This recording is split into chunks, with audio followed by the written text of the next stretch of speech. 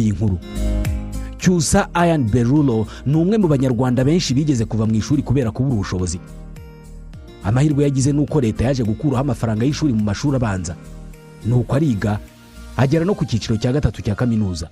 Uyu munsi ubuzima bwe yabuhariye kurengera abana. Ntabwo bazababara nk'uko twababaye, niyo ntego yihaye. Ngiyi impamvu yatangije umuryango yise Berulo Foundation.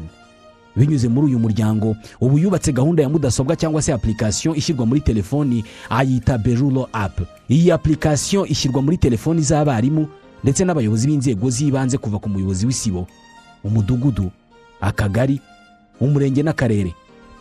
Buri shuri rishyira urutonde rw'abanyeshuri baryigamo muri iyi application. Iyo mwarimu ahamagaye umwana asanze adahari akanda imbere y'izina rye muri iyo application agahitamo ahanditse yasibye, akabaza abagenzi b'impamvu yasibye, ubundi akajya ahanditse impamvu akayihitamo, yaba itarimo akajya ahandikwa ibindi akabyandika.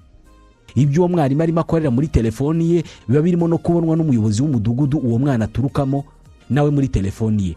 Aba afite inshingano yo kubaza ababyeyi b'uwo mwana impamvu yamusibije, igahita itangira gushakirwa igisubizo. Mu mpamvu zamusibije iyo harimo ikibazo cy'ubushobozi, umuryango Berulo Foundation uba ushobora kumufasha. Ikoranabuhanga rikora ibi ni ubwa mbere rigeze mu Rwanda, rizanywe na Cyusa Ian Berulo.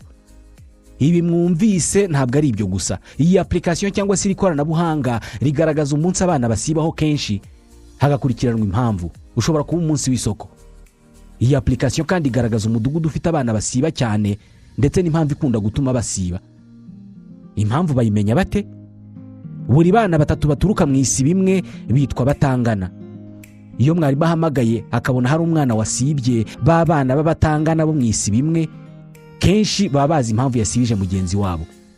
Iyi ni application yubakanye ikoranabuhanga rihambaye, ariko kuyikoresha biroroshye kubera ko n'umubyeyi ashobora kubona ubutumwa bw'uko umwana we yasibye ishuri akabona mu gatelefoni gato katarimo na internet.